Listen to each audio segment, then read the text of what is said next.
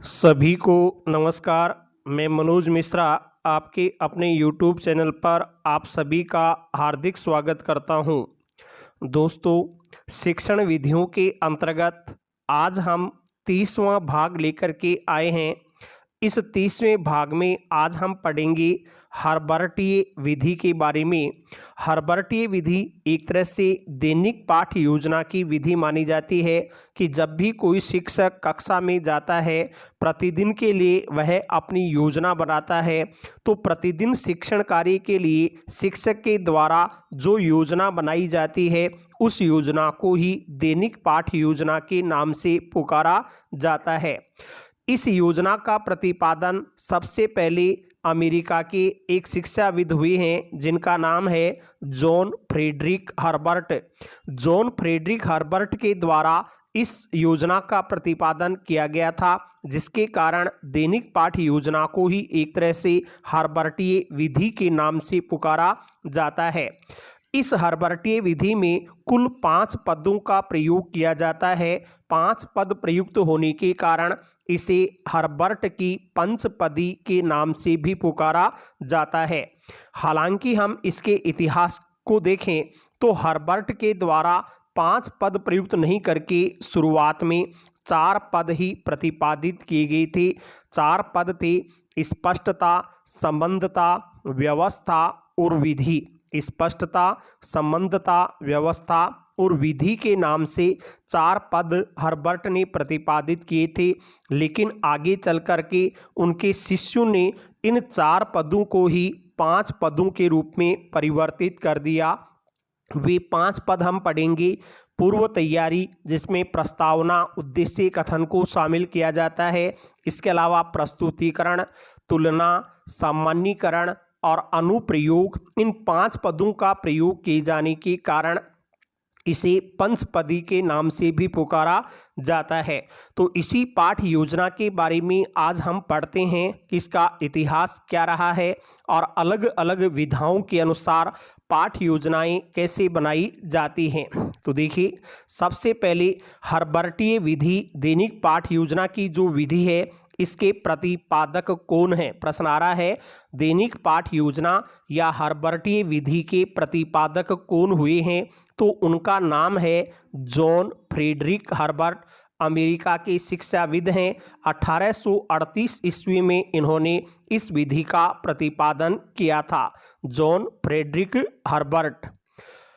देखिए, फिर है दैनिक पाठ योजना होती क्या है, किसे कहते हैं? इसकी परिभाषा के रूप में देखें तो आ रहा है कि शिक्षक अपने निर्धारित कालांश में जाने से पहले अपने द्वारा किए जाने वाले शिक्षण कार्य के लिए जो योजना तैयार करता है, उसे ही दैनिक पाठ योजना कहते हैं। कोई भी शिक्षक है, कक्ष में उसे जाना है, अपने कालांश में अपने विषय को पढ़ाना है। तो कालांश में जाने से पहले वह अपने विषय की, अपने प्रकरण की, उस कालांश के लिए जो योजना तैयार करता है, उस योजना को ही दैनिक पाठ योजना के नाम से पुकारा जाता है। इस दैनिक पाठ योजना का प्रतिपादन सबसे पहले किसके द्वारा किया गया था? तो उनका नाम है John Frederick Herbart. Herbert Spencer से भिन्न विद्वान हैं ये। दैनिक पाठ योजना का प्रतिपादन जॉन फ्रेडरिक हर्बर्ट के द्वारा किया गया था, जिसके कारण ही इसको हर्बर्टीय विधि के नाम से पुकारा जाता है। हर्बर्ट के द्वारा प्रतिपादित होने के कारण इसे हर्बर्टीय विधि कहते हैं।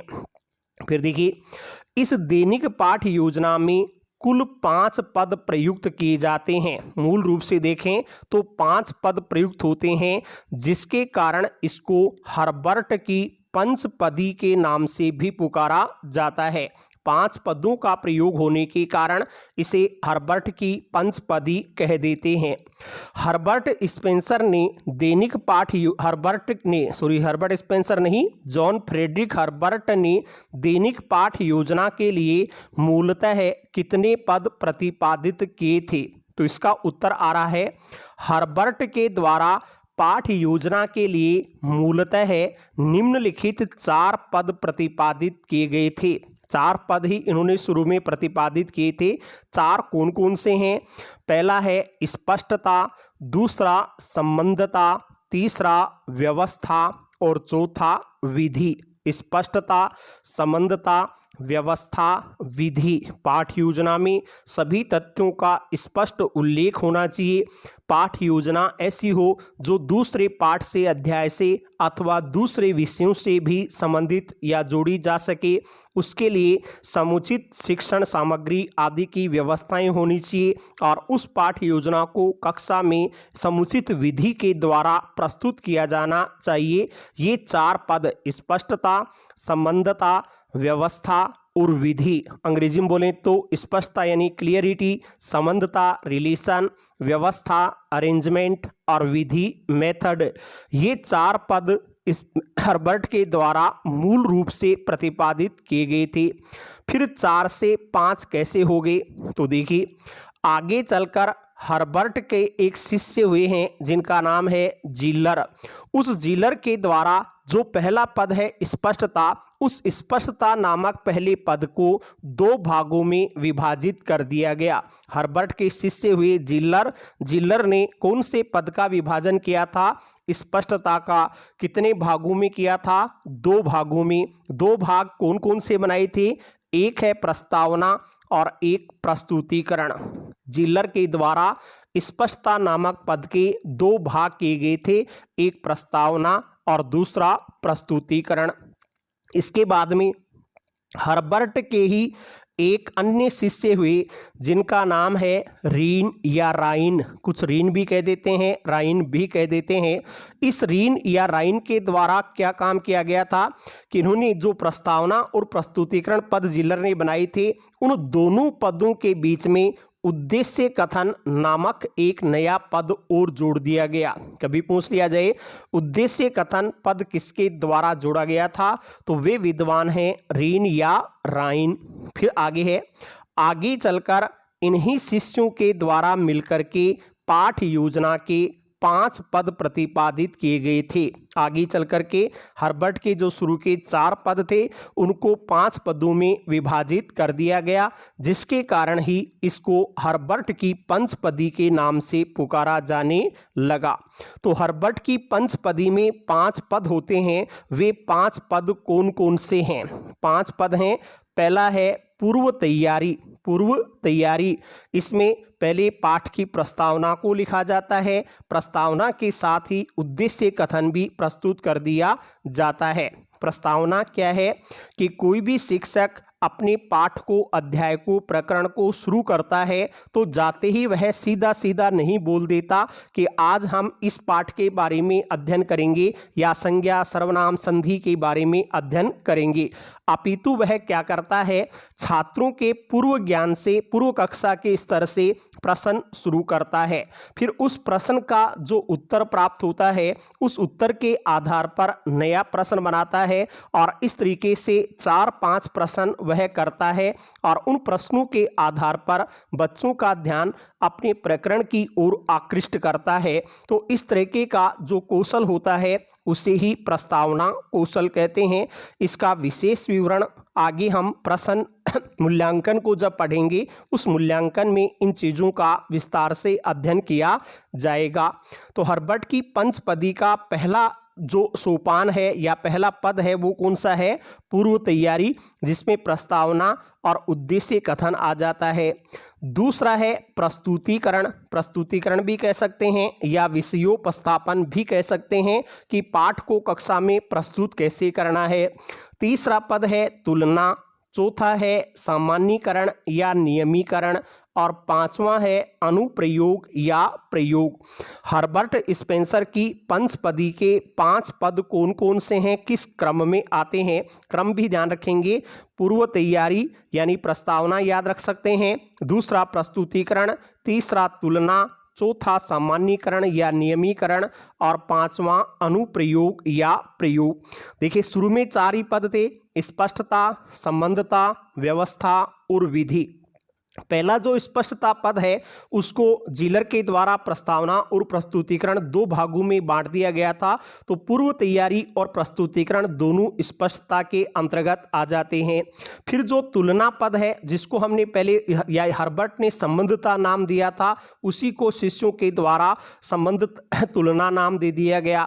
हर्बर्ट ने जो व्यवस्था पद बनाया था उसको शिष्यों ने सामान्यीकरण या नियमीकरण के नाम से प्रस्तुत कर दिया, और जो विधि नामक पद था उस विधि पद को ही अनुप्रयोग या प्रयोग के नाम से प्रतिपादित कर दिया गया। इस तरीके से 5 पद इसमें आ जाते हैं। इसी को हर्बर्ट की पंचपदी के नाम से पुकारा जाता है। अब पाठ योजना क्या है, इसके लिए कुछ विद्वानों ने अपनी परिभाषाएं भी प्रस्तुत की हैं। पूछ लिया जाए कि यह परिभाषा किस विद्वान के द्वारा लिखी गई है, तो उनको भी आप देख सकते हैं। सबसे पहली परिभाषा आ रही है, परिभाषा क्या है? शिक्षण व्यवस्था के सभी पक्षों के व्यावहारिक रूप का आलेख ही पाठ योजना है। शिक्षण व्यवस्था के सभी पक्षों के व्यावहारिक रूप का आलेख ही पाठ योजना है। पाठ योजना की यह परिभाषा किस विद्वान के द्वारा दी गई है, तो उसका उत्तर होगा I.V. डेविस। डेविस नामक विद्वान हुए हैं, उन्होंने लिखा है कि हम शिक्षण व्यवस्था के सभी पक्षों को लेते हैं और उनके व्यावहारिक रूप को लिखित रूप प्रदान कर देते हैं, वही पाठ योजना है। दूसरे विद्वान आते हैं बोसिंग। इन्होंने भी पाठ योजना के संबंध में अपने 2 कथन लिखे हैं। 2 कथन क्या लिखे हैं? पहला है, शिक्षण क्रियाओं तथा उद्देश्यों के आलेख को पाठ योजना कहते हैं। शिक्षण क्रियाओं तथा उद्देश्यों के आलेख को पाठ योजना कहते हैं। पाठ योजना की यह परिभाषा किसने लिखी है, किसने दी है, तो उत्तर है बोसिंग। एक और परिभाषा इनके द्वारा लिखी गई है, वो क्या है कि पाठ योजना वह शीर्षक है जिसमें शिक्षक कक्षा के अंतर्गत कुछ निश्चित उपलब्धियों को कुछ निश्चित क्रियाओं के द्वारा प्राप्त करने का प्रयास करता है। पाठ योजना वह शीर्षक है जिसमें शिक्षक कक्षा के अंतर्गत कुछ निश्चित उपलब्धियों को कुछ निश्चित क्रियाओं के द्वारा प्राप्त करने का प्रयास करता है।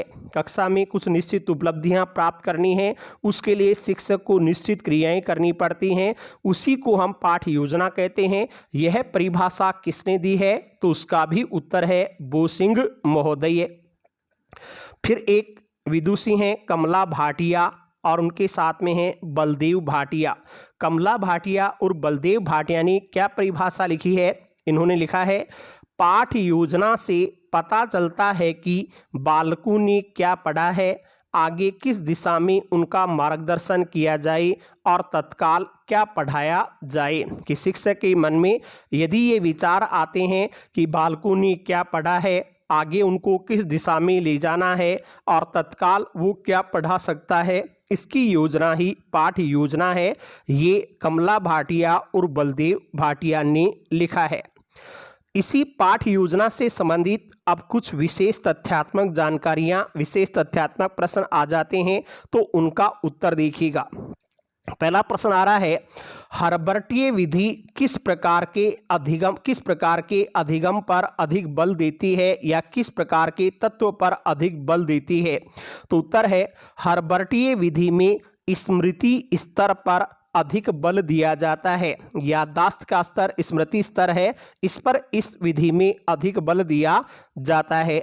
दूसरा तथ्य देखिए, हर्बर्टीय विधि विषय वस्तु केंद्रित विधि मानी जाती है। इसमें विषय वस्तु की योजना तैयार की जाती है कि पाठ की विषय वस्तु क्या है, उसी को केंद्र में रखा जाता है, इसलिए यह विषय वस्तु केंद्रित विधि भी मानी जाती है।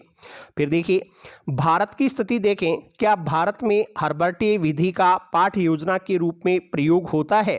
तो इसका उत्तर है, भारत में 1960 ईस्वी तक तो हर्बर्टीय विधि के आधार पर ही पाठ्य योजनाओं का निर्माण किया जाता था। 1960 तक की बात करें तब तक हर्बर्टीय विधि का प्रयोग भारत में होता था, लेकिन 1960 के बाद है वो भारतीय उपागम लागू हो गया। भारतीय उपागम भी कह सकते हैं या NCERT उपागम भी इसको कहा जा सकता है। तो भारतीय उपागम या NCERT उपागम के आधार पर अब पाठ्य योजनाओं का निर्माण होने लगा है। तो अब वर्तमान में हर्बर्टीय विधि का प्रयोग नहीं किया जाता है। 1960 तक इसका प्रयोग हमारी पाठ्य योजनाओं में किया जाता था। अब है वो खुद NCERT का भारतीय उपागम लागू कर दिया गया है। अब चलते हैं अपन कि हम कोई भी विषय की पाठ्य योजना बनाते हैं तो उस पाठ्य योजना को कैसे तैयार किया जाता है। पाठ्य योजनाओं में भी अलग अलग विषयों के लिए अलग अलग प्रकार से पाठ्य योजनाएं बनाई जाती हैं। तो पहले तो हम कोई भी पाठ्य योजना चाहे किसी भी विषय के लिए तैयार करनी हो, हिंदी, गणित, विज्ञान, सामाजिक, कोई भी विषय हो, अंग्रेजी को छोड़ करके पहले इनमें देखें तो पाठ्य योजना में सामान्य चरण कौन कौन से लिखे जा सकते हैं सभी विषयों के लिए उनको पढ़ेंगे। फिर भाषा के अंतर्गत अलग अलग प्रकार की विधाएं होती हैं। कभी हमें गद्य पाठ पढ़ाना है, कभी पद्य पाठ पढ़ाना है, कभी व्याकरण की पाठ्य योजना बनानी है, कभी नाटक की पाठ्य योजना बनानी पड़ती है। तो उस नाटक, गद्य, पद्य, व्याकरण, अनुवाद सभी के लिए अलग अलग प्रकार से पाठ्य योजनाओं के चरण आ जाते हैं। परीक्षा में इन चरणों को पूछ लिया जाता है, चरणों का क्रम पूछ लिया जाता है कि अनुवाद पाठ्य योजना में कौन सा सही क्रम है या नाटक पाठ्य योजना में प्रस्तुतिकरण के सोपानों का सही क्रम क्या है। तो इन पदों का क्रम हमें देखना होगा, याद रखना होगा कौन सी पाठ्य योजना में किस चरण का कहाँ पर प्रयोग किया जाता है। तो सबसे पहले जो सामान्य चरण होते हैं सभी पाठ्य योजनाओं में काम में लिए जाते हैं, उनको पढ़ते हैं। तो पाठ्य योजना के चरण, पद या सोपान में पहले सामान्य प्रविष्टियां हम करते हैं। कोई भी पाठ्य योजना आपने BEd STC में बनाई होगी कि सबसे पहले विद्यालय का नाम, फिर कक्षा, वर्ग, छात्र संख्या, कौन से कालांश में हमें पढ़ाना है, उस कालांश की अवधि कितनी होगी, कौन सी तिथि को, दिनांक को हम पढ़ा रहे हैं, उस दिन वार कौन सा है, फिर कौन सा विषय आप पढ़ाने जा रहे हैं, उस विषय में प्रकरण कौन सा है, प्रकरण का नाम लिखना होगा। और जो भी छात्राध्यापक, छात्राध्यापिका उस पाठ को पढ़ाने जा रहा है उसका नाम क्या है, ये प्रविष्टियां करते हैं। इनको कहते हैं सामान्य प्रविष्टियां। उसके बाद में दूसरा पद आता है सामान्य उद्देश्य, कि जो पाठ हम पढ़ाने जा रहे हैं, जो शिक्षण बिंदु हम पढ़ाने जा रहे हैं, उसको पढ़ाने का सामान्य उद्देश्य क्या है, उस उद्देश्य को यहाँ लिखना पड़ता है कि इस पाठ को या इस प्रकरण को पढ़ने के बाद बच्चे संधि कर सकेंगे या यण संधि का ज्ञान प्राप्त कर सकेंगे। इसका जो उल्लेख होता है वही सामान्य उद्देश्य के अंतर्गत लिखा जाता है। उसके बाद में लेते हैं विशिष्ट उद्देश्य। अगला चरण आता है विशिष्ट उद्देश्य भी लिखना पड़ता है और दूसरी तरफ उसके आगे लिखना पड़ता है अपेक्षित व्यवहारगत परिवर्तन। एक तरफ विशिष्ट उद्देश्य होगा और दूसरी तरफ लिखा जाएगा अपेक्षित व्यवहारगत परिवर्तन। अब देखिए विशिष्ट उद्देश्य भी अलग अलग से हो जाते हैं। अगर हम भाषा को छोड़कर हिंदी, संस्कृत, अंग्रेजी आदि भाषाओं को छोड़ दें, यदि सामाजिक के लिए, गणित के लिए, विज्ञान के लिए, इनके लिए पाठ्य योजनाएं बनाते हैं तब तो 4 विशिष्ट उद्देश्य लिखे जाते हैं। और यदि भाषा के लिए कोई पाठ्य योजना बना रहे हैं तो उसमें 6 प्रकार के विशिष्ट उद्देश्यों का सामान्यतः उल्लेख किया जाता है। पहले भाषाओं को छोड़ करके पहले अपन देखते हैं कि भाषा के अतिरिक्त अन्य विषयों के लिए निर्धारित विशिष्ट उद्देश्य कौन कौन से होते हैं। भाषाओं के अतिरिक्त में आते हैं पहला ज्ञानात्मक उद्देश्य। ज्ञानात्मक में वह किसी की पहचान करना या प्रत्यय स्मरण करना अपेक्षित होता है कि बच्चा इसकी पहचान कर सकेगा, प्रत्यय स्मरण याद कर सकेगा, पुनः स्मरण कर सकेगा। ये अपेक्षित व्यवहारगत परिवर्तन है। तो पहचान और प्रत्यय स्मरण ज्ञानात्मक उद्देश्य के परिवर्तनों में आते हैं। दूसरा है अवबोधात्मक उद्देश्य। इसमें क्या होता है, अर्थ ग्रहण करना। अवबोधात्मक उद्देश्य अर्थ ग्रहण करना। तीसरा ज्ञानोपयोगात्मक उद्देश्य कि जो ज्ञान सीखा है उस सीखे गए ज्ञान का व्यावहारिक जीवन में उपयोग करना ही ज्ञानोपयोगात्मक उद्देश्य है।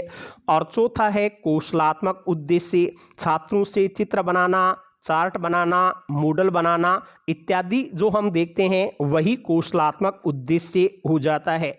तो भाषा के अतिरिक्त जो अन्य विषय हैं उनमें 4 प्रकार के विशिष्ट उद्देश्य लिखे जाते हैं: ज्ञानात्मक उद्देश्य, अवबोधात्मक उद्देश्य, ज्ञानोपयोगात्मक उद्देश्य और कौशलात्मक उद्देश्य। और यदि हम किसी भाषा की पाठ योजना बनाने जा रहे हैं तो भाषा के लिए जो पाठ योजना बनाई जाती है उसमें विशिष्ट उद्देश्य 6 प्रकार के काम में लेते हैं। वो कौन कौन से आते हैं? पहला है ज्ञानात्मक उद्देश्य। ज्ञानात्मक उद्देश्य क्या होता है कि कोई भी पाठ हम पढ़ाने जा रहे हैं उसमें भाषा तत्वों का ज्ञान करवाना, कि भाषा तत्व विशेष रूप से व्याकरण से संबंधित जो अंश हैं उनका ज्ञान करवाना आ जाता है। संज्ञा, सर्वनाम, विशेषण आदि भाषा तत्व इसमें आ जाते हैं। साथ ही विषय वस्तु का ज्ञान करवाना कि कौन सी विषय वस्तु हम पढ़ाने जा रहे हैं, पाठ की मूल विषय वस्तु क्या है, तो भाषा तत्वों का ज्ञान और विषय वस्तु का ज्ञान करवाना ही ज्ञानात्मक उद्देश्य है। फिर अवबोधात्मक उद्देश्य, अभी हमने पढ़ा ऊपर कि अर्थ ग्रहण करना अवबोधात्मक उद्देश्य है, तो इसमें अर्थ को ग्रहण करवाया जाता है।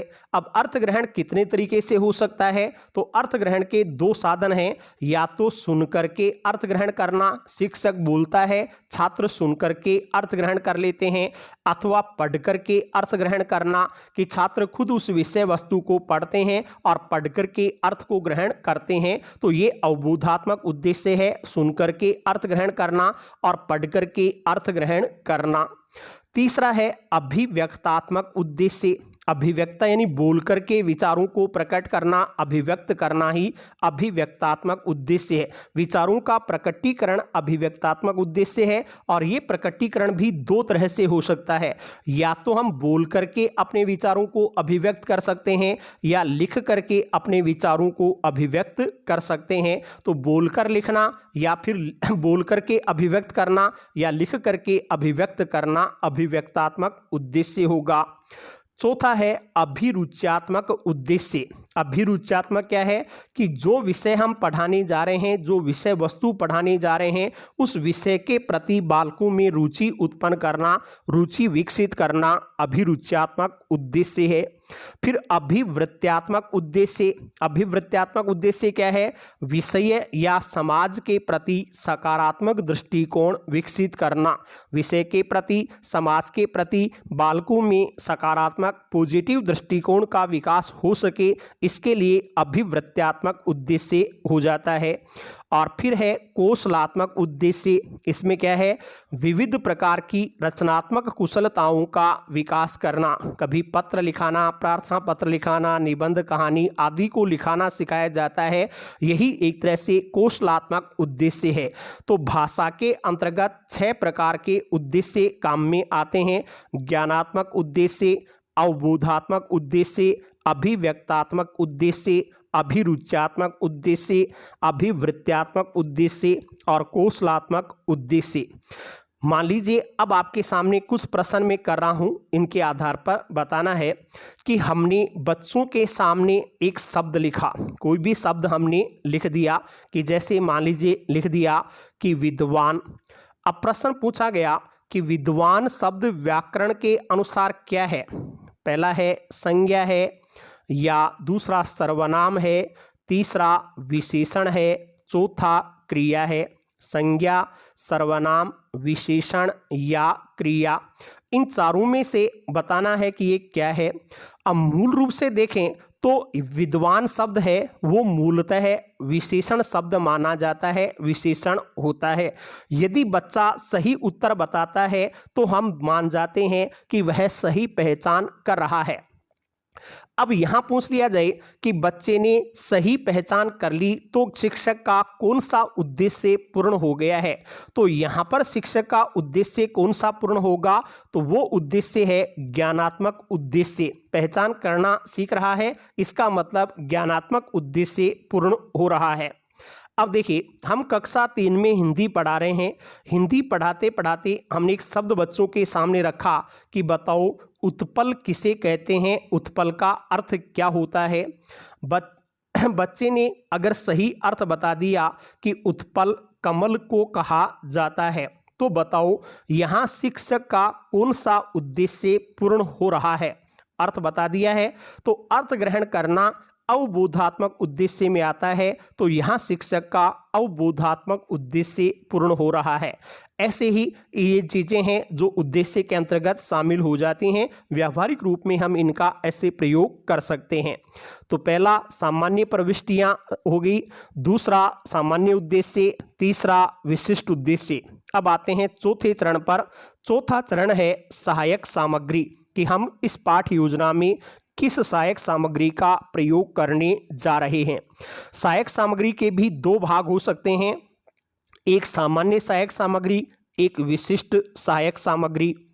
सामान्य सहायक सामग्री में हम मुख्य रूप से श्यामपाठ, ब्लैक बोर्ड, चौक है या डस्टर है, तो ये श्यामपाठ, चौक, डस्टर, इनका हर शिक्षण में प्रयोग होता है, तो इनको हम सामान्य सहायक सामग्री कह सकते हैं। संस्कृत में देखें तो चौक की जगह पर सुधाखंड लिखा हुआ मिल सकता है, डस्टर की जगह मार्जनी, प्रोंछन वस्त्र, ये भी लिखा हुआ मिल सकता है। ये सहायक सामग्री सामान्य है। फिर विशिष्ट सहायक सामग्री क्या है। विशिष्ट में कोई भी हम चित्र काम में लेते हैं, मानचित्र काम में लेते हैं, कोई मॉडल काम में लेते हैं, या कोई प्रत्यक्ष पदार्थ हम कक्षा में ले जाते हैं, तो ये सभी सहायक सामग्रियां हैं, इनको विशिष्ट सहायक सामग्री कहा जा सकता है। तो चौथे नंबर पर हम लिखेंगे सहायक सामग्री कौन सी काम में ली जा रही है। फिर पांचवा स्टेप आता है शिक्षण विधि, कि जो पाठ, जो प्रकरण हम पढ़ाने जा रहे हैं, उस प्रकरण को पढ़ाने के लिए कौन सी विधि का प्रयोग करेंगे। आगमन विधि, निगमन विधि, संश्लेषण विधि, विश्लेषण विधि, सूत्र विधि, जो भी विधि हम काम में लेंगे उस विधि का उल्लेख यहाँ कर दिया जाएगा। फिर होता है पूर्व ज्ञान, कि बच्चा पहले से क्या जानता है। 8वीं कक्षा में पढ़ा रहे हैं तो उसका 7वीं का जो स्तर है वो पूर्व ज्ञान स्तर में हो जाएगा। पूर्व कक्षा का स्तर उसका कैसा है उसको ध्यान में रख करके फिर आगे हम प्रस्तावना आदि शुरू करते हैं। तो ये 6 चरण तो ऐसे चरण हैं जो लगभग हर प्रकार की पाठ योजना में काम में लिए जा सकते हैं। किसी भी विषय की बनाई जा रही हो या किसी भी विधा की पाठ योजना हम बना रहे हो। 6 चरण कौन कौन से हो गए। सबसे पहला आ जाता है सामान्य प्रविष्टियां। पहला चरण है सामान्य प्रविष्टियां, दूसरा सामान्य उद्देश्य, तीसरा विशिष्ट उद्देश्य, चौथे नंबर पर सहायक सामग्री, पांचवा शिक्षण विधि और छठा पूर्व ज्ञान। ये 6 चरण हर प्रकार की पाठ योजना में आते हैं। अब हम भाषा यहाँ पढ़ रहे हैं, हिंदी, संस्कृत, किसी भी भाषा की पाठ योजनाएं बनाने जा रहे हैं, तो भाषा में अलग अलग विधाएं होती हैं। कभी गद्य की पाठ योजना, कभी पद्य की पाठ योजना, कभी व्याकरण की पाठ योजना, तो इनके लिए अलग अलग चरण काम में लिए जाते हैं। सबसे पहले गद्य पाठ योजना को हम लेते हैं कि गद्य पाठ योजना में कौन कौन से चरण शिक्षक को काम में लेने पड़ेंगे। ऊपर के जो चरण हैं वो तो पहले आते ही आते हैं, उसके बाद में ये विधाओं के अनुसार चरण काम में लिए जा रहे हैं। पूर्व ज्ञान के आधार पर पहले अपन प्रस्तावना करते हैं। प्रस्तावना के बारे में कहा कि कोई भी प्रकरण हम पढ़ाने जा रहे हैं तो उस पढ़ाए जाने वाले प्रकरण तक छात्रों का ध्यान आकृष्ट करने के लिए शिक्षक जो कोई भी कार्य कक्षा में करता है उसे प्रस्तावना कहते हैं। प्रस्तावना हमेशा ज्ञात से अज्ञात की ओर चलती है। ज्ञात यानी बच्चा पहले से जो जानता है, पूर्व ज्ञान से हम शुरू करते हैं, और जो नहीं जानता उसकी ओर ले जाते हैं, तो प्रस्तावना ज्ञात से अज्ञात की ओर काम करेगी। प्रस्तावना में न्यूनतम 4 अधिकतम 5 प्रश्न पूछे जा सकते हैं। 4 या 5 प्रश्न प्रस्तावना में होने चाहिए। प्रस्तावना का पहला प्रश्न तो पूर्व ज्ञान पर आधारित होता है और शेष प्रश्न जो हैं वो पूर्व प्रश्न के उत्तर के आधार पर बनाए जाते हैं। प्रस्तावना का अंतिम प्रश्न प्रायः समस्यात्मक प्रश्न होता है, लेकिन शिक्षक को ये प्रयास करना चाहिए कि वो उस समस्यात्मक प्रश्न का भी कुछ उत्तर निकलवाने का प्रयास करी। प्रतिदिन शिक्षक को प्रस्तावना के लिए अलग अलग तरीके काम में लेने चाहिए। जैसे कभी अपन क्या करते हैं, प्रश्नोत्तर के द्वारा प्रस्तावना कर सकते हैं, कभी कहानी कथन के द्वारा प्रस्तावना कर सकते हैं, कभी कोई चित्र दिखा करके प्रस्तावना हो सकती है। तो अलग अलग तरीके प्रस्तावना के लिए काम में लिए जाने चाहिए। प्रस्तावना में जब समस्यात्मक प्रश्न हो जाता है, उसके बाद में उद्देश्य कथन का प्रयोग किया जाता है कि आज हम इस पाठ के बारे में या इस प्रकरण के बारे में पढ़ेंगे। ध्यान रखें, उद्देश्य कथन हमेशा हम बहुवचन के अनुसार ही बोलें। उद्देश्य कथन में कभी भी मैं का प्रयोग नहीं करें। कैसे? जैसे एक शिक्षक तो बोलता है कि आज मैं आपको संधि के बारे में पढ़ाऊंगा, और एक शिक्षक बोलता है आज हम संधि के बारे में अध्ययन करेंगे। तो यहाँ मैं वाला तरीका गलत होता है, मैं का प्रयोग नहीं करना चाहिए। हम शैली का, वयम शैली का प्रयोग उद्देश्य कथन के रूप में किया जाना चाहिए। फिर आता है प्रस्तुतिकरण। प्रस्तुतिकरण में गद्य पाठ योजना के कौन कौन से सोपान आ जाते हैं? तो प्रस्तुतिकरण में पहले आता है आदर्श वाचन, कि शिक्षक के द्वारा पुस्तक हाथ में लेकर के और आरोह अवरोह पूर्वक जो वाचन किया जाता है वो आदर्श वाचन कहलाता है। गद्य में यह एक बार होता है। फिर अनुकरण वाचन, शिक्षक ने आदर्श वाचन कर दिया है, उसके बाद छात्र एक एक करके खड़े होते हैं और खड़े होकर के उस पाठ का वाचन करते हैं, वही अनुकरण वाचन है। यदि हमने एक 40 मिनट की पाठ योजना बनाई है तो 40 मिनट की पाठ योजना में हम न्यूनतम 5 व अधिकतम 8 छात्रों से अनुकरण वाचन करवा सकते हैं। उसके बाद में जब छात्र अनुकरण वाचन करवा रहा है तो उसके वाचन में कुछ अशुद्धियां हो सकती हैं, अशुद्ध उच्चारण हो सकता है, तो वहां अशुद्धि संशोधन करवाया जाता है। छात्रों के अशुद्ध उच्चारण को शुद्ध करवाना एक तरह से अशुद्ध संशोधन है। फिर आता है काठिन्य निवारण।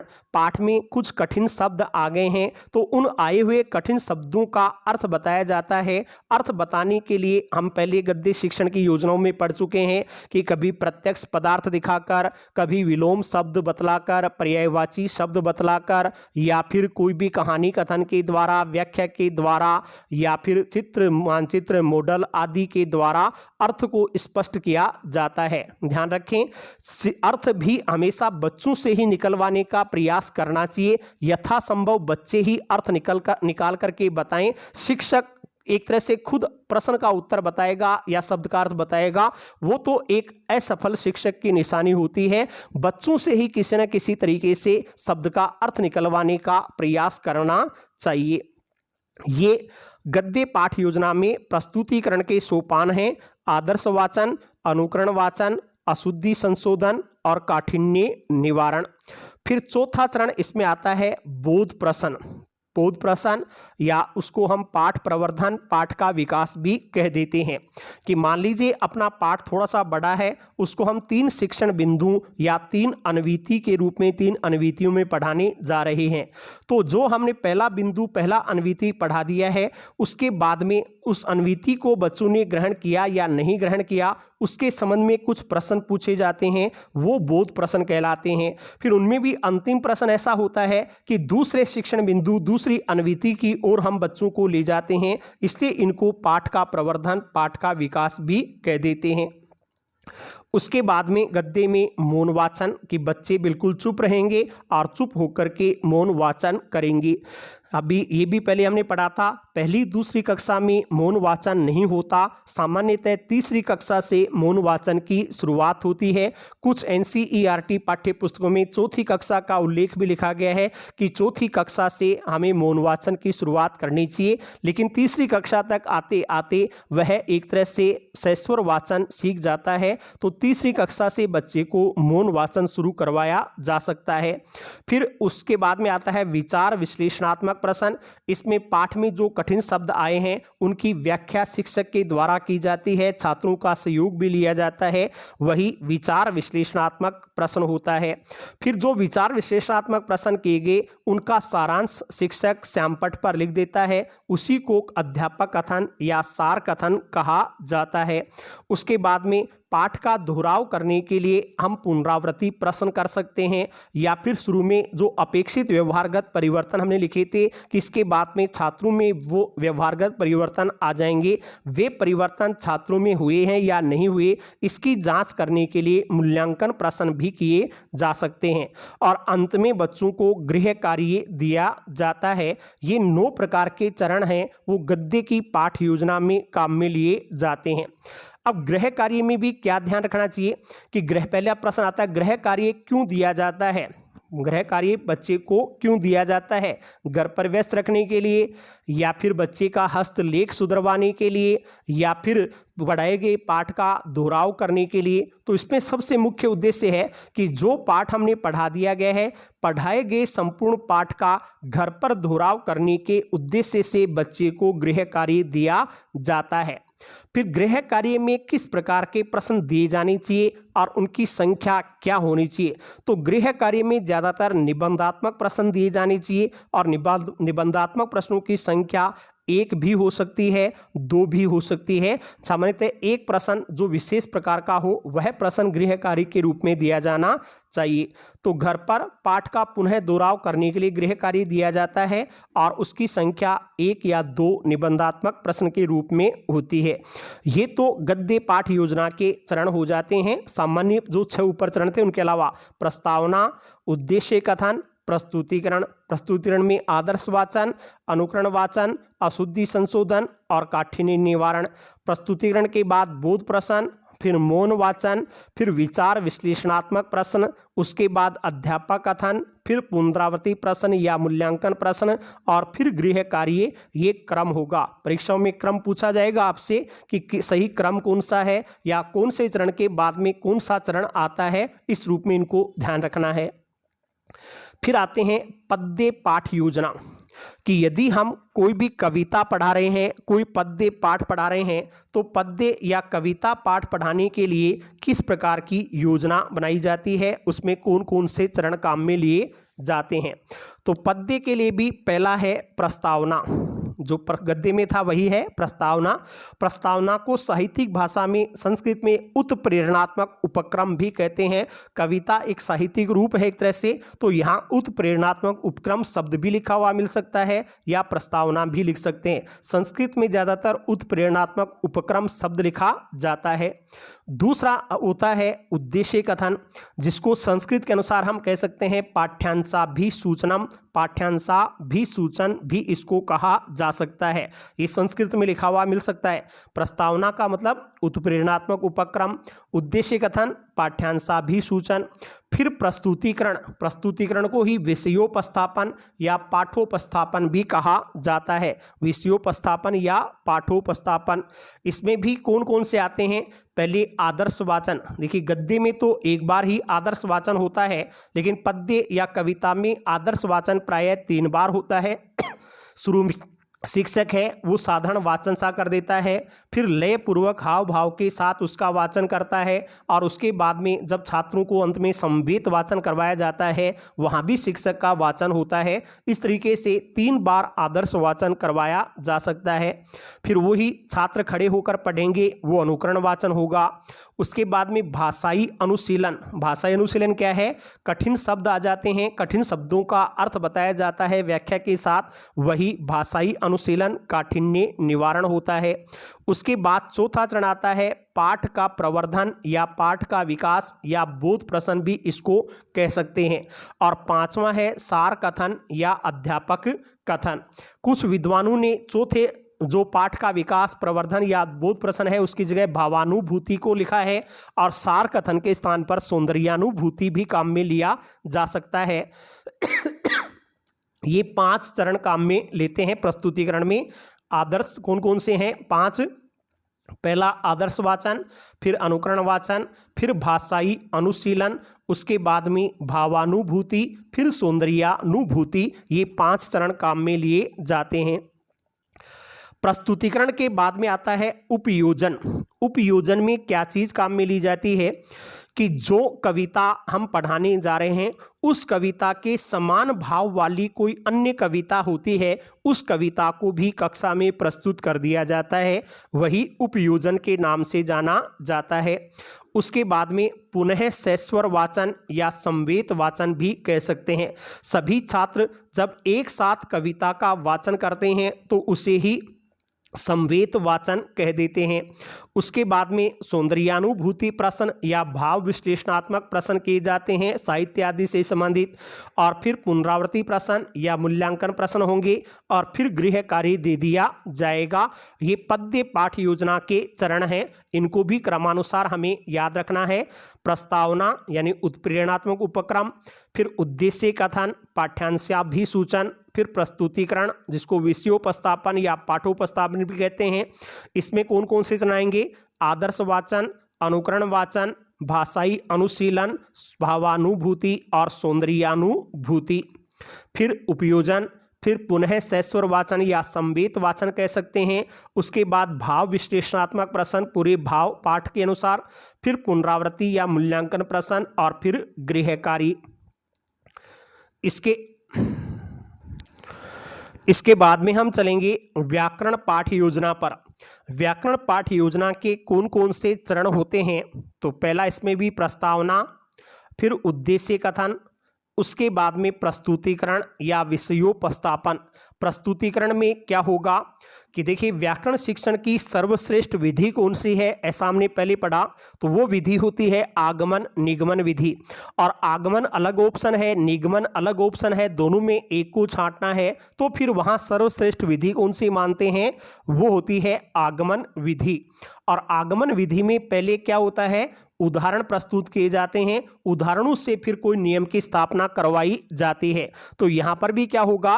पहले उदाहरणों को वाक्य के रूप में प्रस्तुत करना। जो भी हम प्रकरण पढ़ाने जा रहे हैं व्याकरण का, उससे संबंधित उदाहरण प्रस्तुत करते हैं।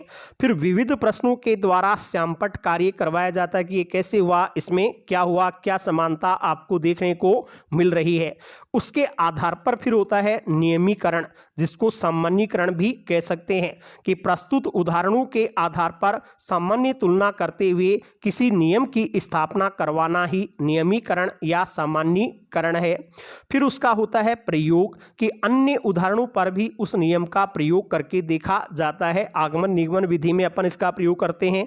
फिर पुनरावृत्ति प्रश्न आ जाएंगे, और फिर गृह कार्य दिया जाएगा। तो व्याकरण की पाठ योजना के चरण क्या हैं? चरणों को ध्यान में रखना है।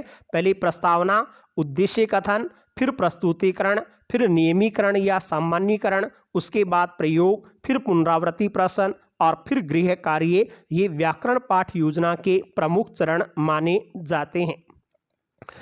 उसके बाद में लेते हैं नाटक पाठ योजना।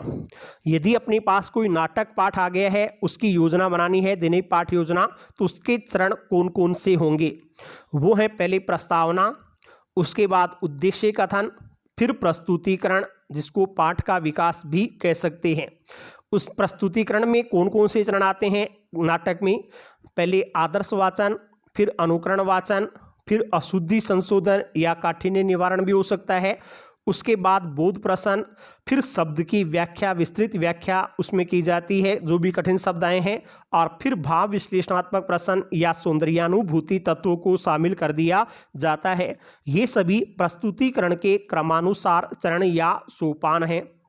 उसके बाद में नाटक का मुख्य तत्व, मुख्य विशेषता है अभिनय करना, तो उस पाठ का अभिनय भी करवाया जाता है। अभिनय कैसे होता है कि अध्यापक के द्वारा पहले नाटक का वाचिक अभिनय करना, कि जो भी नाटक पाठ है तो अध्यापक खुद अब उस नाटक पाठ को पढ़ता है और पात्रों के अनुसार वाचन करते हुए अभिनय करता जाता है।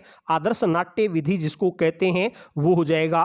फिर दूसरी है छात्रों के द्वारा विविध भूमिकाओं को ग्रहण करना। यदि हम कक्षा अभिनय विधि का प्रयोग करते हैं तो छात्रों को ही पात्र का नाम दे दिया जाता है और छात्र उसके अनुसार भूमिकाएं प्रस्तुत करते हैं।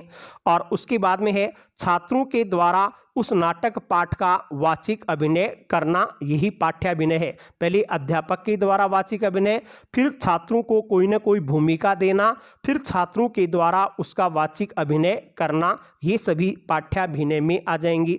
उसके बाद में पुनरावृत्ति प्रश्न होंगे या मूल्यांकन प्रश्न होंगे और फिर गृह कार्य दे दिया जाएगा। ध्यान रखें, नाटक पाठ में पात्रों के चरित्र चित्रण या संवाद या उद्देश्य इत्यादि से संबंधित गृह कार्य दिया जाना चाहिए कि कोई भी चरित्र है उसका चित्रण करना, उद्देश्य संवादों को लिखना, इस प्रकार के चरण नाटक पाठ योजना में आते हैं। क्या है क्रम इनका? पहले प्रस्तावना, फिर उद्देश्य कथन, फिर प्रस्तुतिकरण। प्रस्तुतिकरण में कौन से पद आते हैं? आदर्श वाचन, अनुकरण वाचन, अशुद्धि संशोधन या काठिन्य निवारण, फिर बोध प्रश्न, फिर शब्द की व्याख्या और फिर भाव विश्लेषणात्मक प्रश्न। क्रम याद रखेंगे, हमेशा क्रम से संबंधित प्रश्न ही आएंगे। फिर पाठ्याभिनय, पाठ्याभिनय के बाद पुनरावृत्ति या मूल्यांकन प्रश्न और फिर गृह कार्य। फिर चलते हैं अनुवाद पाठ योजना, जैसे संस्कृत से हिंदी, हिंदी से संस्कृत या संस्कृत से अंग्रेजी, अंग्रेजी से संस्कृत अनुवाद करना सिखा रहे हैं तो कैसे अनुवाद की पाठ योजना बनाई जाती है, उनके सोपान चरण क्या क्या है। इसमें भी पहले प्रस्तावना, उसके बाद उद्देश्य कथन, फिर प्रस्तुतिकरण। प्रस्तुतिकरण में अनुवाद में क्या होगा? सबसे पहले अपन क्या करते हैं, जिस वाक्य का या जिस गद्यांश का अनुच्छेद का अनुवाद करवाना चाहते हैं उसको किसी रोलर बोर्ड पर या लपेट फलक पर अलग से लिख करके ले आते हैं या कोई चार्ट पर लिख करके ले आते हैं और उसको छात्रों के सामने प्रस्तुत कर दिया जाता है कि आपको इन वाक्यों का अनुवाद करना है या इस अनुच्छेद का अनुवाद करना है। सबसे पहले बच्चे क्या करेंगे, उन वाक्यों का या अनुच्छेद का मौन पठन करेंगे, मौन वाचन करेंगे, मन ही मन पढ़ेंगे कि ये वाक्य क्या है। फिर मौन वाचन करने के बाद मन ही मन में वो उसका अनुवाद करने की कोशिश करते हैं। जैसे मान लीजिए हमने बच्चों को एक वाक्य दे दिया कि मूसलाधार वर्षा हो रही है, मूसलाधार वर्षा हो रही है। अब बच्चा इसमें सोचेगा कि इसकी अंग्रेजी क्या हो सकती है, तब उसके सामने एक संज्ञा आ जाए कि मूसलाधार को अंग्रेजी में क्या, जैसे वर्षा को तो रेन कहते हैं लेकिन मूसलाधार को क्या कहते हैं, तो वो कठिन शब्द अध्यापक से पूछ सकता है कि गुरुजी इसको अंग्रेजी में क्या कहेंगे। तो ऐसे जो शब्द पूछते हैं शिक्षक उनको रेखांकित करता चला जाता है कि ये एक शब्द कठिन आ रहे हैं, तो वो हो गया कठिन शब्दों का चिन्हीकरण या रेखांकन।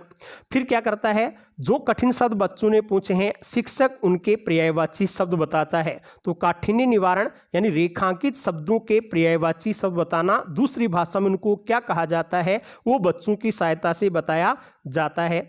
उसके बाद में बच्चे उस वाक्य का अनुच्छेद का मौखिक अनुवाद करते हैं, तो प्रश्नोत्तर के द्वारा मौखिक अनुवाद कार्य करवाया जाता है। फिर बच्चों ने जो अनुवाद किया शिक्षक उसको श्यामपट्ट पर लिख देता है, वो श्यामपट्ट कार्य हो गया। शिक्षक के द्वारा बच्चे ने जो अनुवाद किया उसको श्यामपट्ट पर लिखना श्यामपट्ट कार्य हो गया। फिर बच्चों के अनुवाद में कुछ गलती हो सकती है तो शिक्षक उसमें संशोधन करवाता है, बच्चों की सहायता से ही संशोधन करवाएगा। फिर वो अनुवाद कैसे बना उसका नियम भी बच्चों को बताया जाता है, वो नियमीकरण हो गया। और फिर शिक्षक अंत में उस नियम की व्याख्या करता है कि ये इस तरीके से हमें कार्य करना चाहिए। ये अनुवाद में प्रस्तुतिकरण का सोपान या प्रस्तुतिकरण के चरण है।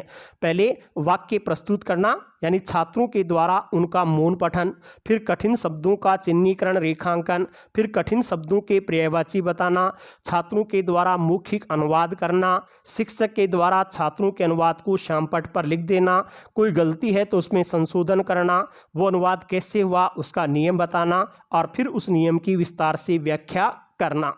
उसके बाद में पुनरावृत्ति प्रश्न या अभ्यास कार्य दे दिया जाता है और फिर अंत में गृह कार्य दिया जाएगा। पहले अभ्यास कक्षा में करवाया जाएगा, फिर घर के लिए भी वैसे ही कुछ वाक्य दे दिए जाते हैं जो हमने सिखाए हैं।